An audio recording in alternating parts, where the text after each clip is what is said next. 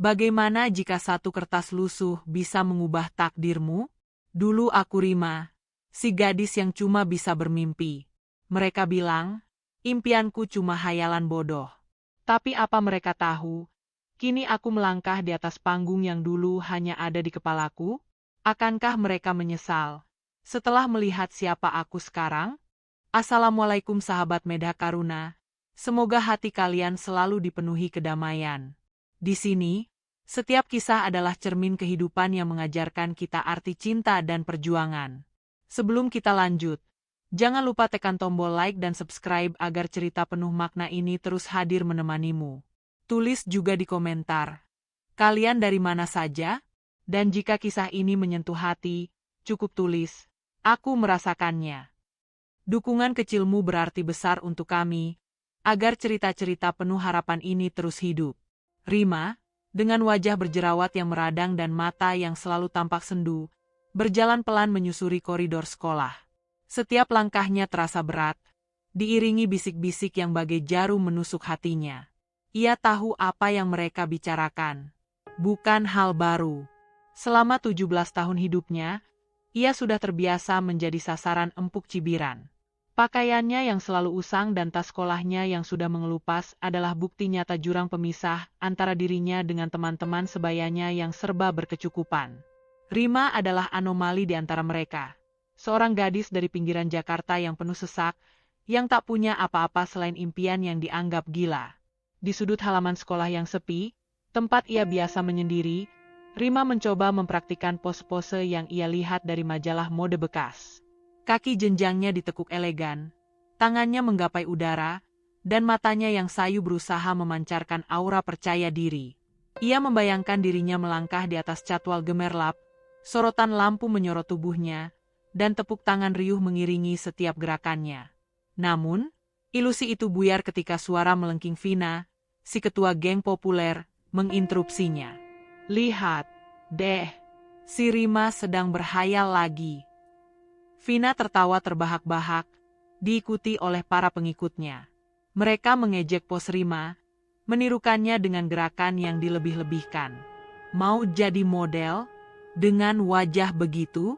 Cermin di rumahmu pecah, ya? Ejekan itu menembus pertahanan Rima. Gadis itu menunduk. Pipinya memerah menahan malu. Kata-kata Vina bagai api yang membakar sisa-sisa keberaniannya. Ia lari menjauh, menyembunyikan air matanya yang nyaris tumpah. Rumah adalah satu-satunya pelabuhan bagi Rima. Sebuah kontrakan kecil yang dindingnya sudah kusam dan atapnya sering bocor saat hujan.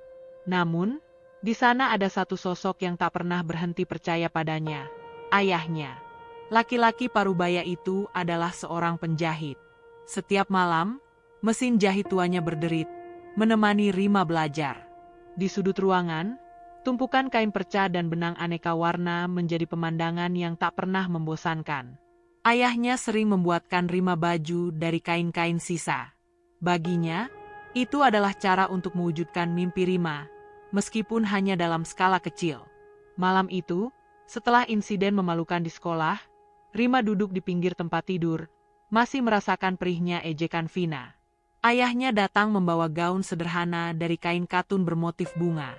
Ayo, nak, coba ini, ujarnya lembut, matanya penuh kasih. Ayah tambahkan pita di sini, agar kamu terlihat seperti bidadari. Rima tersenyum tipis, matanya berkaca-kaca. Ia mengenakan gaun itu dan berdiri di depan cermin tua yang bingkainya retak. Wajahnya yang penuh jerawat tampak jelas. Namun, untuk sesaat, ia tidak melihat aibnya. Ia melihat gaun cantik yang membalut tubuhnya, hadiah dari cinta tanpa syarat seorang ayah. Ia mulai berpose, meniru gerakan-gerakan model yang ia hafal. Ayahnya menatapnya dengan bangga. Baginya, putrinya adalah model paling sempurna. Di balik cermin yang buram itu, Rima tidak hanya melihat pantulan dirinya. Ia melihat harapan. Ia melihat sebuah impian yang meski sering diremehkan, tetap menyala. Ia tidak akan membiarkan siapapun, termasuk dirinya sendiri, memadamkannya.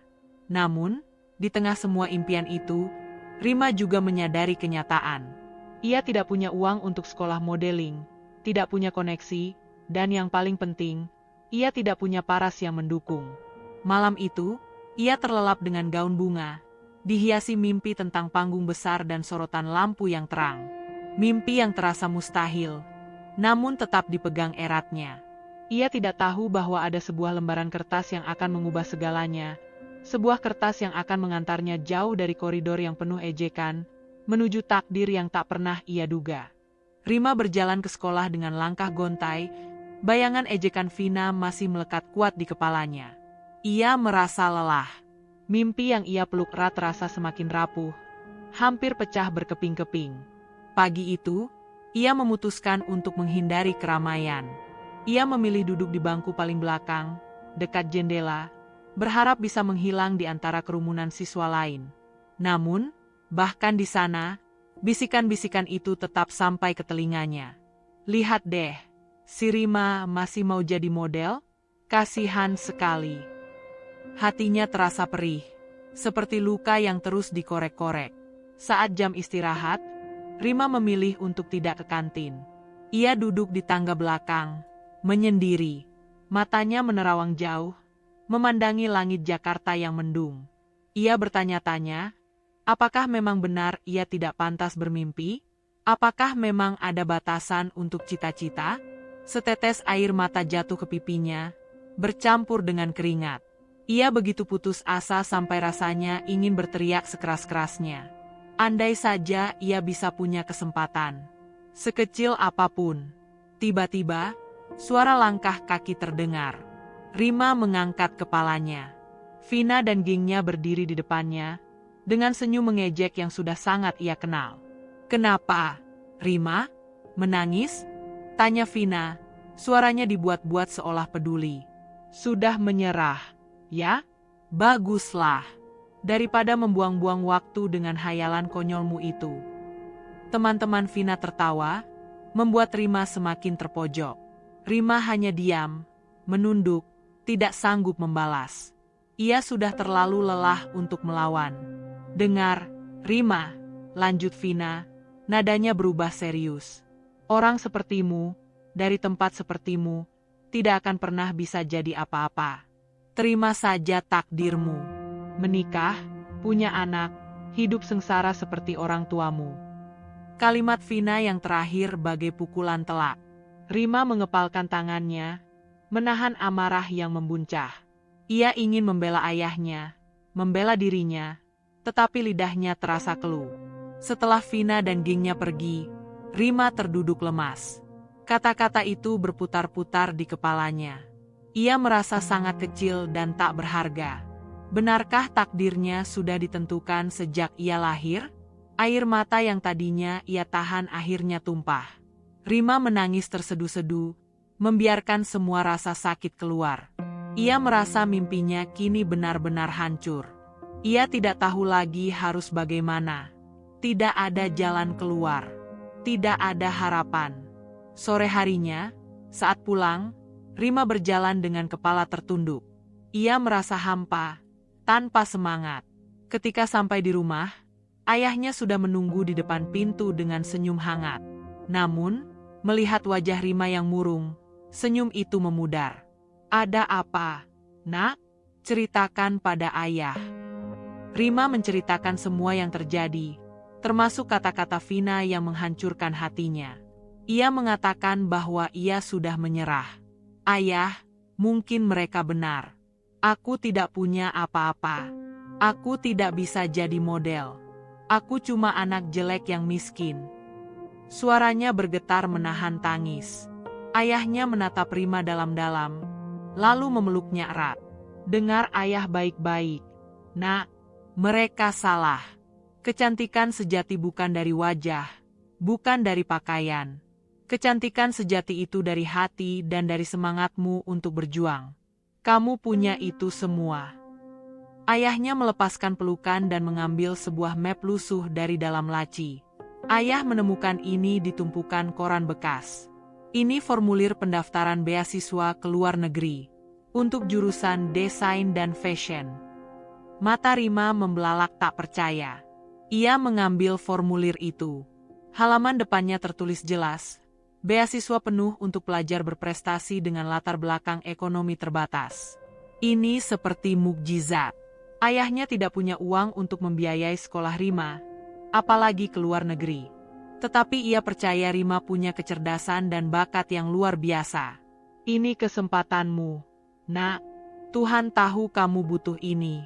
Jangan pedulikan kata-kata mereka. Buktikan pada mereka semua bahwa kamu bisa. Bahwa impianmu itu nyata.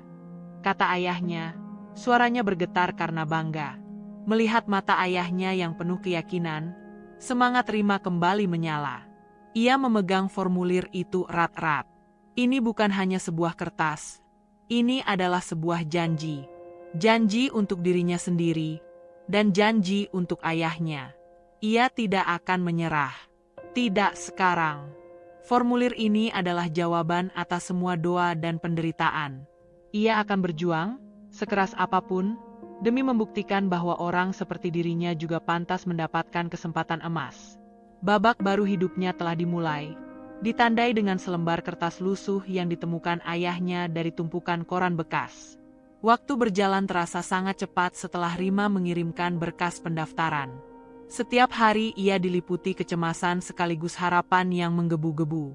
Ia tetap datang ke sekolah, namun kali ini dengan kepala yang lebih tegak.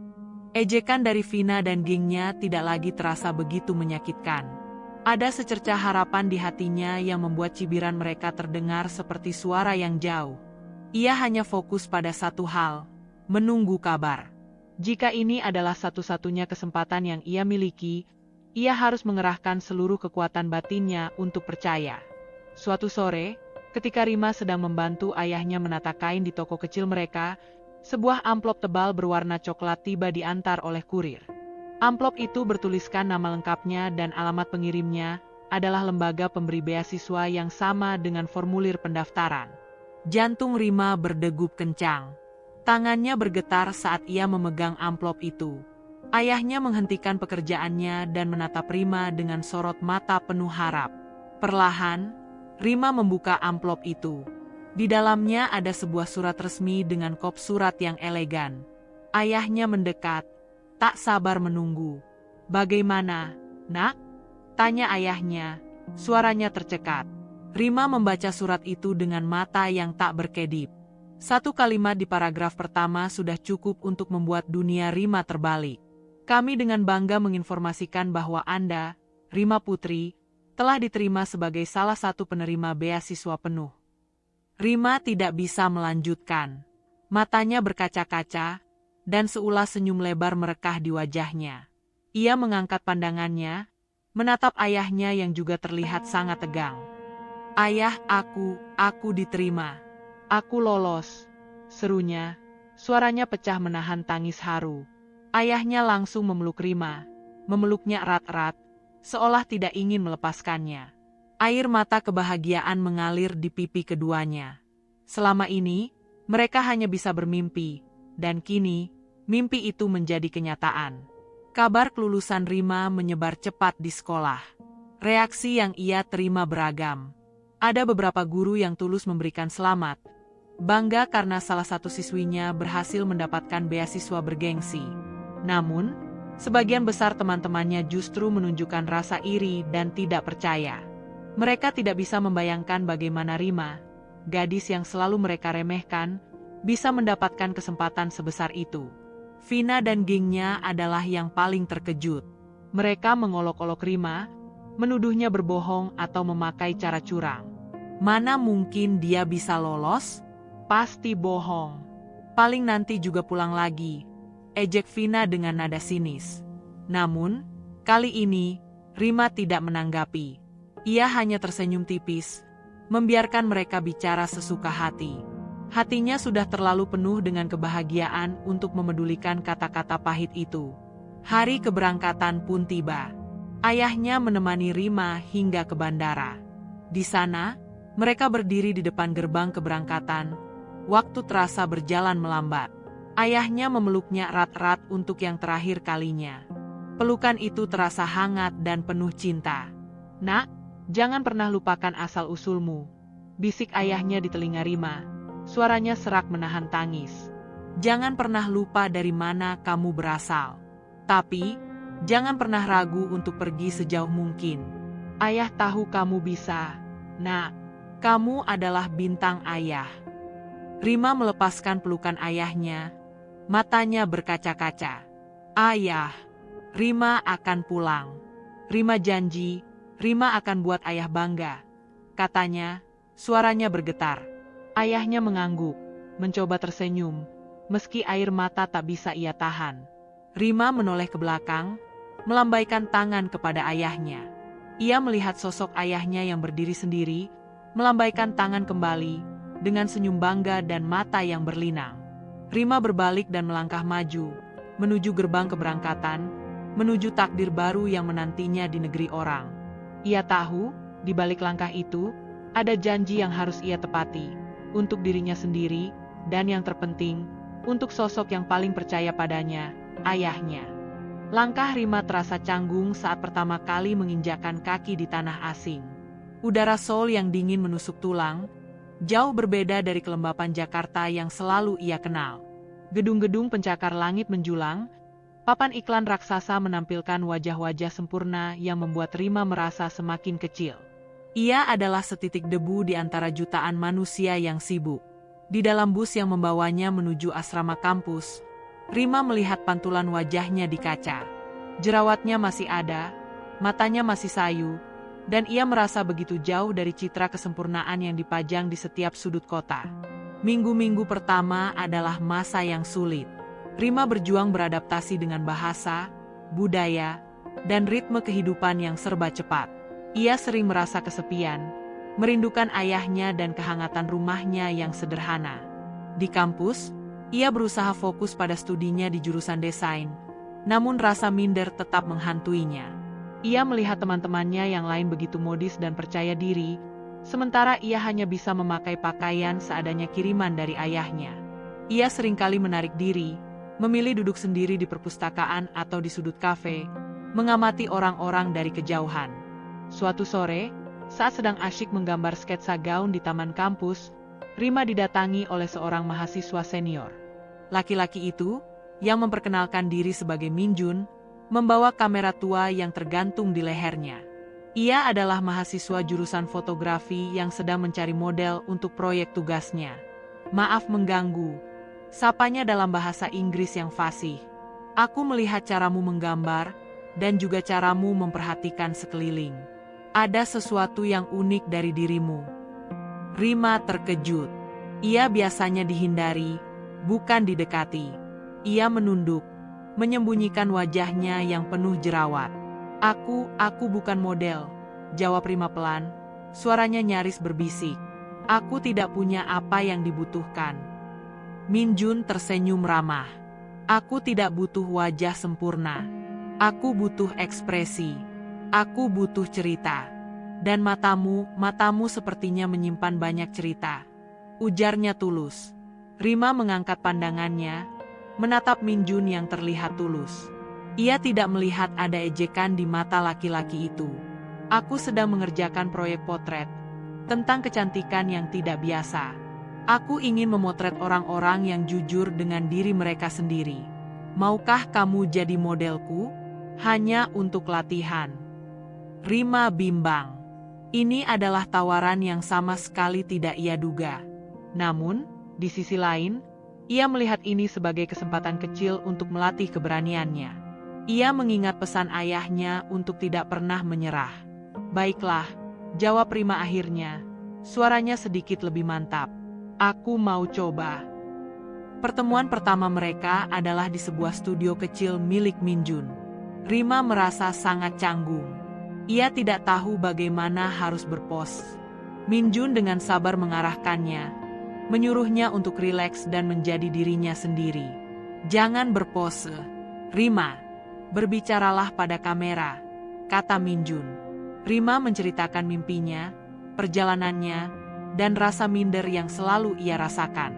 Sambil mendengarkan, Minjun mengarahkan kameranya, menangkap ekspresi Rima yang sesungguhnya, mata yang penuh mimpi, senyum yang malu-malu, dan bahkan guratan cemas di wajahnya. Sesi foto itu tidak hanya menjadi latihan bagi Minjun, tetapi juga terapi bagi Rima. Untuk pertama kalinya, ia merasa dipotret bukan sebagai objek, tetapi sebagai manusia seutuhnya. Ia merasa diterima dengan segala ketidaksempurnaannya. Saat Minjun menunjukkan beberapa hasil fotonya, Rima tertegun. Ia melihat sosok yang berbeda di layar kamera. Bukan gadis jelek yang selalu ia lihat di cermin, melainkan seorang perempuan dengan tatapan mata yang kuat, penuh keberanian, dan pesona yang tak terdefinisikan. Babak baru hidupnya di Korea Selatan tidak hanya tentang kuliah. Ini juga tentang penemuan diri. Rima menyadari bahwa di balik jerawat dan pakaian sederhana, ada potensi yang menunggu untuk digali. Pertemuannya dengan Minjun adalah langkah awal dari sebuah perjalanan panjang yang akan mengubah dirinya, luar dan dalam. Setelah sesi foto yang membuka mata itu, Rima dan Minjun mulai rutin bertemu. Studio kecil Minjun menjadi tempat Rima perlahan melepaskan cangkang rasa mindernya. Di sana, Rima tidak lagi merasa malu dengan jerawat di wajahnya atau postur tubuhnya yang kurus. Minjun selalu meyakinkannya bahwa ketidaksempurnaan itulah yang membuat Rima unik, otentik, dan menarik. Semua orang bisa cantik dengan makeup. Tapi tidak semua orang bisa terlihat jujur di depan kamera, ujar Minjun suatu kali, yang membuat Rima tersentuh. Namun, di luar studio, perjuangan Rima tak berhenti. Ia mulai menyadari bahwa untuk benar-benar mengubah dirinya, ia harus melakukan lebih dari sekadar berpose. Transformasi yang sesungguhnya harus dimulai dari dalam, dan itu berarti merawat dirinya sendiri. Ia mulai mencari informasi tentang perawatan kulit, mencoba produk yang terjangkau, dan mengubah pola makannya. Proses ini tidak mudah. Ada hari-hari ketika jerawatnya justru meradang hebat, membuat Rima frustrasi dan nyaris menyerah. Ia juga mulai berolahraga ringan, mencoba membentuk tubuhnya agar lebih ideal. Setiap pagi, ia berlari di taman, merasakan otot-ototnya yang sakit dan napasnya yang terengah-engah. Namun, ia tak menyerah. Ia terus melakukannya. Sedikit demi sedikit, hari demi hari. Perlahan, hasil mulai terlihat. Jerawat Rima mulai memudar, meninggalkan bekas-bekas yang tak sejelas dulu. Kulitnya terlihat lebih sehat. Postur tubuhnya menjadi lebih tegak dan proporsional. Ia juga mulai belajar memadupadankan pakaiannya, menciptakan gaya yang unik, jauh dari kesan lusuh yang dulu melekat padanya. Perubahan fisik itu sejalan dengan perubahan mentalnya. Rima tidak lagi menunduk saat berjalan di kampus. Ia tersenyum lebih sering, dan tatapan matanya kini memancarkan rasa percaya diri yang tidak pernah ia miliki sebelumnya. Suatu sore, Minjun memutuskan untuk melakukan sesi foto yang lebih serius. Ia mengajak Rima ke sebuah studio profesional yang ia sewa. Di sana, Rima dirias oleh seorang penata rias profesional. Ia mengenakan gaun panjang yang elegan, hadiah ulang tahun dari ayahnya yang dikirim dari Jakarta. Saat Rima berdiri di depan kamera, ia merasa seperti orang yang berbeda. Lampu sorot, kamera yang lebih canggih, dan arahan Minjun yang penuh semangat membuatnya merasa seperti seorang model sungguhan. Lihat lurus ke depan, Rima. Tunjukkan pada mereka bahwa kamu di sini, dan kamu tidak akan kemana-mana, kata Minjun. Klik, klik, klik. Minjun mengambil ratusan foto. Setiap foto menangkap esensi baru Rima. Ada foto yang menampilkan sisi kuatnya, ada yang menampilkan sisi melankolisnya, dan ada juga yang menampilkan senyum manisnya yang tulus. Saat mereka melihat hasilnya di layar komputer, baik Rima maupun Minjun tak bisa menahan rasa kagum. Foto-foto itu jauh melampaui ekspektasi mereka. Wajah Rima yang dulu penuh jerawat kini terlihat bersih dan bersinar. Matanya yang dulu sayu kini memancarkan cahaya yang kuat. Ia tak lagi terlihat seperti gadis desa yang pemalu. Ia terlihat seperti seorang bintang. Di antara ratusan foto yang diambil, ada satu foto yang paling menonjol. Foto itu menampilkan Rima dalam gaun panjang berwarna nude, dengan tatapan mata yang dalam dan ekspresi wajah yang penuh emosi. Foto itu begitu kuat, begitu memesona. Minjun merasa foto ini terlalu bagus untuk disimpan sendiri.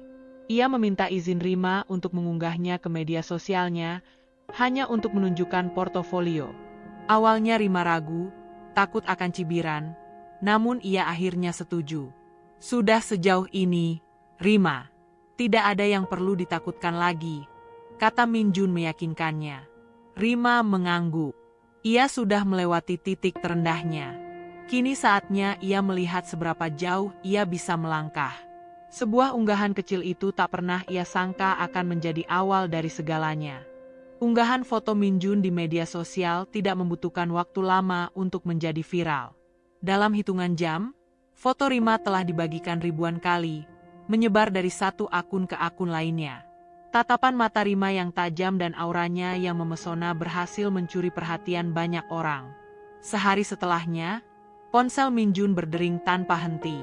Berbagai pesan masuk dari agensi model, majalah, dan fashion stylist yang tertarik dengan gadis Asia misterius di dalam foto. Salah satu pesan yang paling menonjol berasal dari direktur sebuah agensi model ternama di Korea Selatan, yang dikenal karena berhasil melahirkan bintang-bintang top. Min Jun segera memberitahu Rima. Awalnya, Rima tidak percaya. Ia pikir ini hanyalah lelucon atau salah paham. Tidak mungkin. Mereka pasti salah orang, katanya, masih tidak yakin. Namun, Min Jun menunjukkan pesan-pesan yang masuk, undangan untuk wawancara dan casting yang menumpuk. Agensi tersebut benar-benar serius. Mereka melihat potensi besar dalam diri Rima, bukan hanya sebagai model, tetapi sebagai sosok yang memiliki cerita dan kekuatan.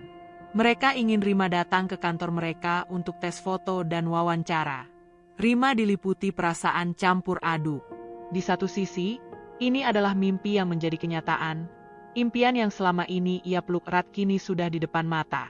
Namun, di sisi lain, ia juga merasa takut. Ia masih seorang mahasiswa, dan beasiswa yang ia dapatkan adalah untuk studi desain. Jika ia mengambil tawaran ini, ia harus membagi fokus, atau bahkan mungkin mengorbankan pendidikannya. Ia tidak ingin mengkhianati kepercayaan ayahnya dan kesempatan yang sudah diberikan padanya. Rima memutuskan untuk menelepon ayahnya. "Ayah, aku mendapatkan tawaran dari agensi model," kata Rima, suaranya bergetar. Ia menceritakan semuanya, tentang viralnya foto, dan tentang tawaran besar yang ia dapatkan. Ia juga menyampaikan keraguannya. "Ayah, bagaimana jika aku gagal? Bagaimana jika aku salah mengambil keputusan?" Ayahnya terdiam sejenak. Rima bisa merasakan ayahnya sedang berpikir keras. Setelah hening beberapa saat, ayahnya menjawab dengan suara yang tenang namun penuh keyakinan. "Nak, jangan pernah takut untuk melangkah. Ayah tidak mengirimmu jauh-jauh ke sana hanya untuk mengejar satu mimpi. Ayah mengirimmu untuk mengejar semua mimpimu. Beasiswa itu adalah pintu.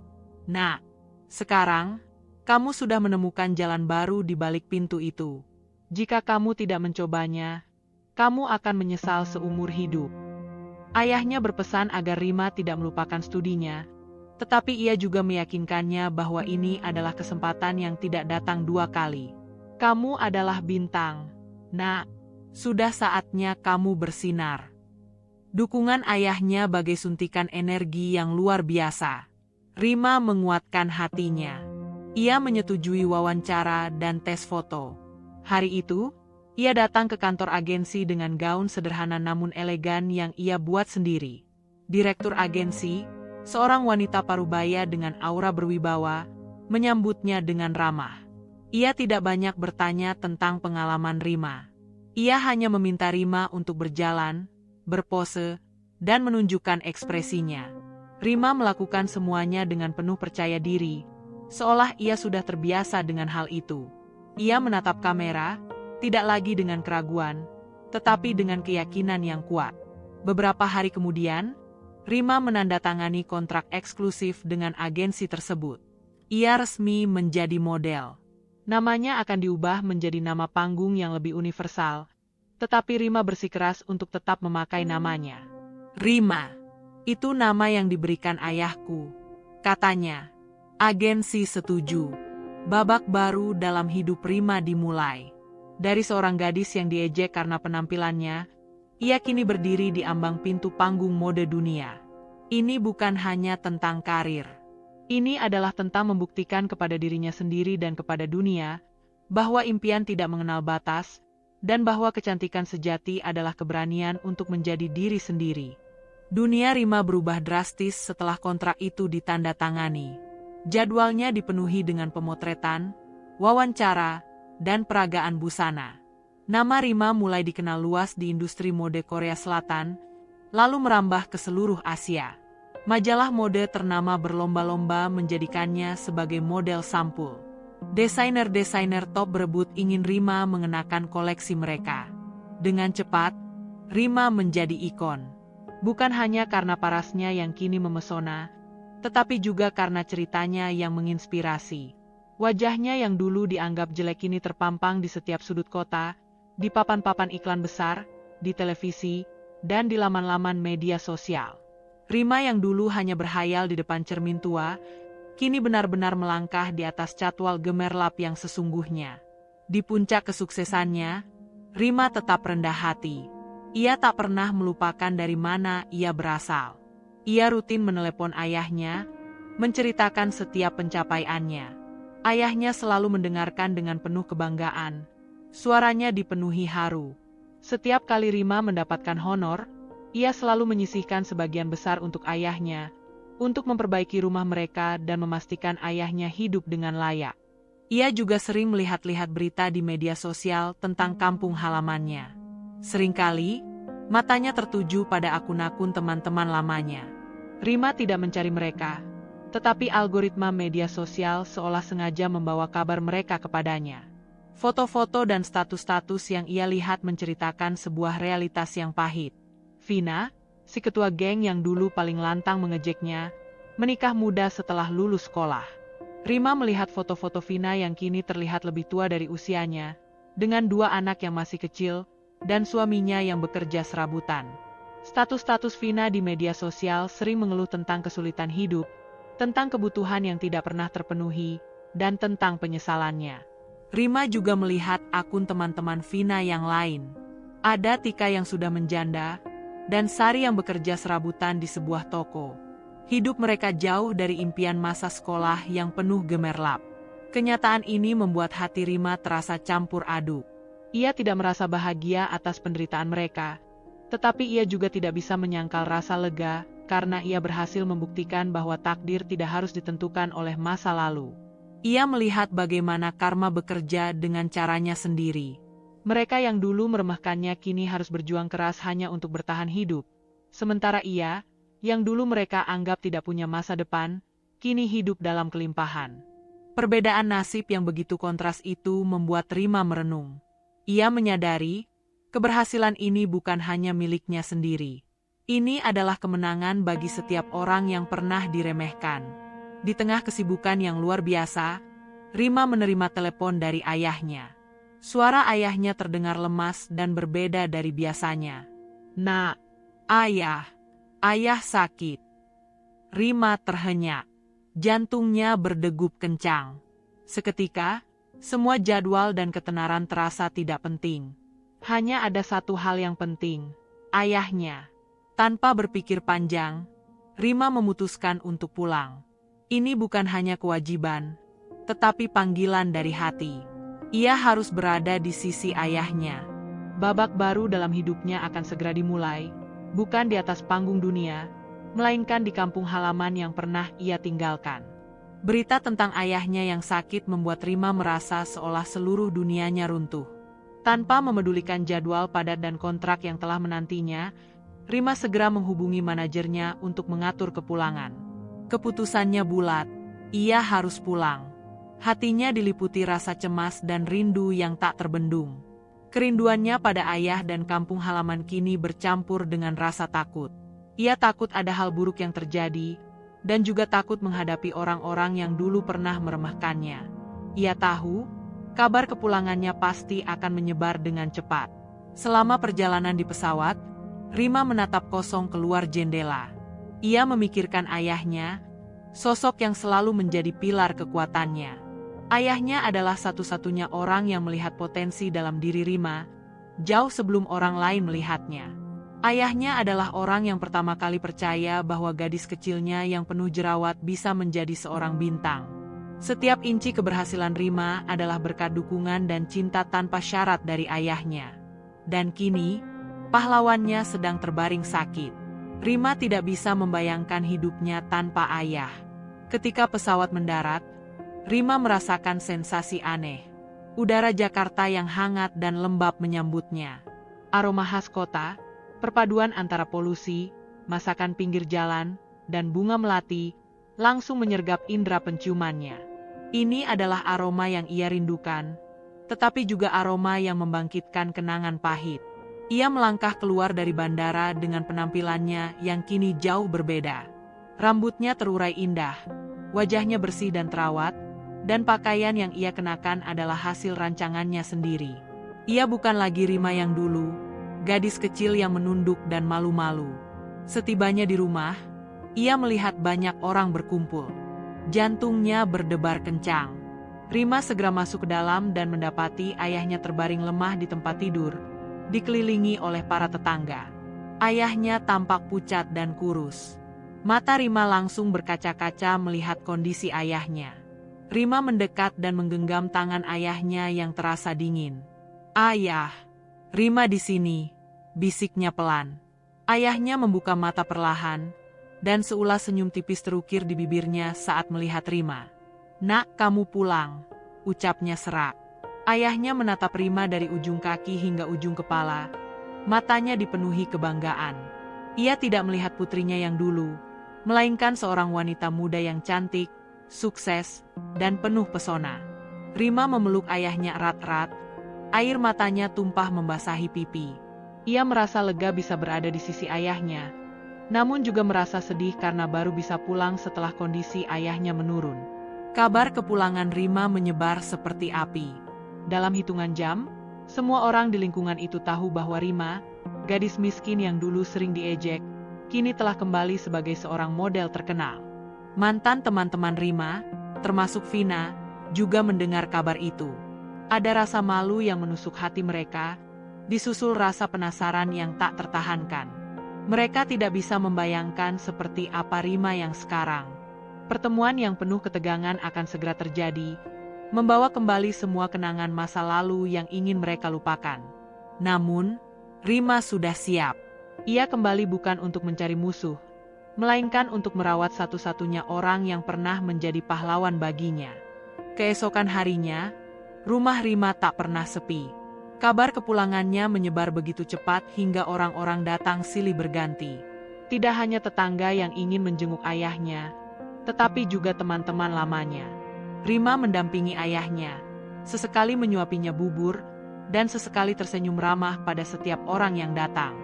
Namun, senyumnya sedikit memudar ketika Vina, bersama beberapa temannya, muncul di pintu.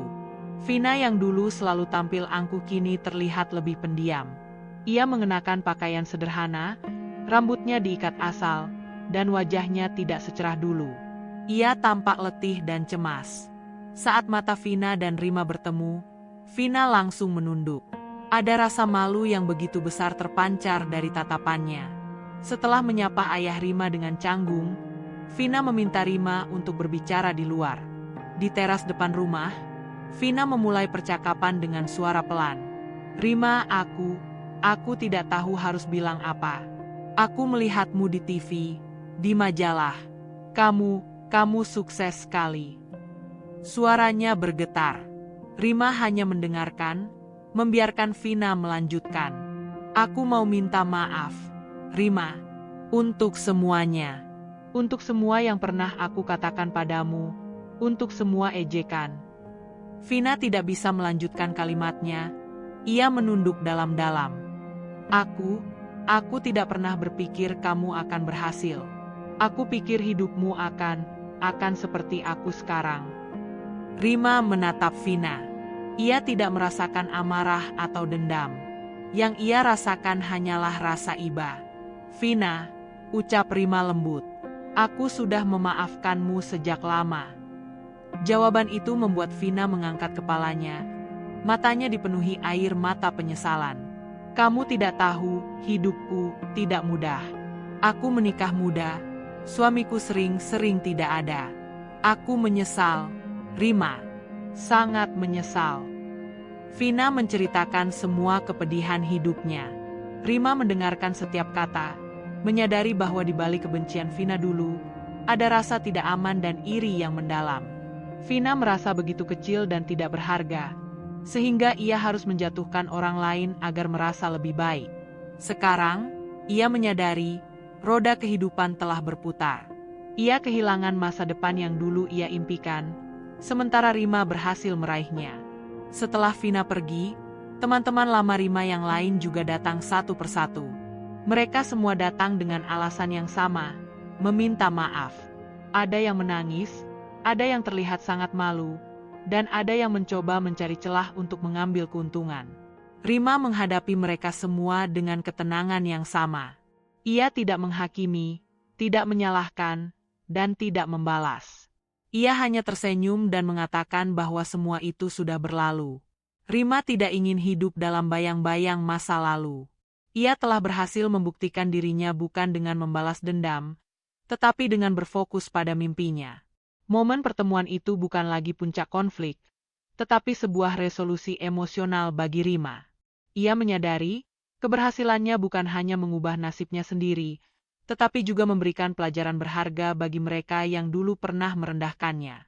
Ia pulang bukan untuk pamer, tetapi untuk memberi, untuk merawat ayahnya, dan untuk menutup babak lama hidupnya dengan damai. Ayah Rima berangsur pulih. Kehadiran Rima di sisinya bagaikan obat yang mujarab. Setiap hari, Rima merawat ayahnya dengan penuh kasih, menceritakan pengalamannya di Korea Selatan, dan menunjukkan gaun-gaun rancangannya. Ayahnya mendengarkan dengan senyum yang tak pernah pudar, matanya selalu memancarkan kebanggaan. Ia tidak lagi melihat putrinya yang dulu pemalu, melainkan seorang wanita muda yang kuat, mandiri, dan telah berhasil mewujudkan mimpi mereka berdua. Suatu sore, saat Rima duduk di samping ayahnya, ia menyampaikan sebuah ide. Ayah, Rima ingin membangun sebuah tempat di sini. Sebuah pusat pelatihan untuk anak-anak seperti Rima dulu. Tempat di mana mereka bisa belajar menjahit, merancang, dan menjadi model. Rima ingin memberikan kesempatan yang sama seperti yang Rima dapatkan. Ayahnya tersenyum lebar dan mengangguk.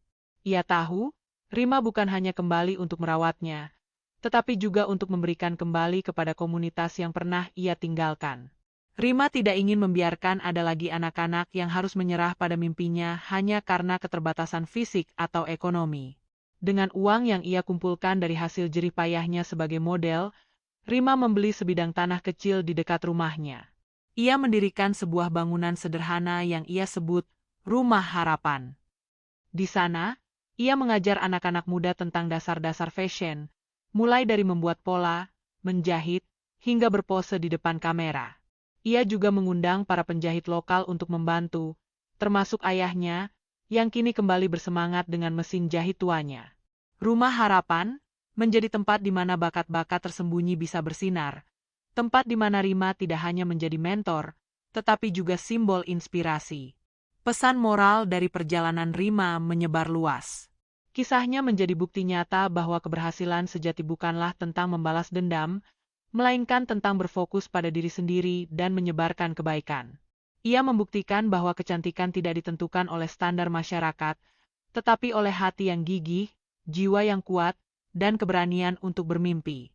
Rima tidak lagi peduli dengan apa yang orang lain pikirkan tentangnya. Ia sudah memaafkan mereka, dan yang terpenting, ia sudah memaafkan dirinya sendiri. Cerita Rima berakhir dengan sebuah awal yang baru. Ia kembali ke panggung internasional, tetapi dengan tujuan yang lebih besar. Ia menggunakan ketenarannya untuk mendukung berbagai program amal dan berbicara tentang pentingnya self-love dan penerimaan diri. Ia menjadi salah satu model paling berpengaruh di dunia, tidak hanya karena kecantikannya, tetapi karena ketulusan hatinya.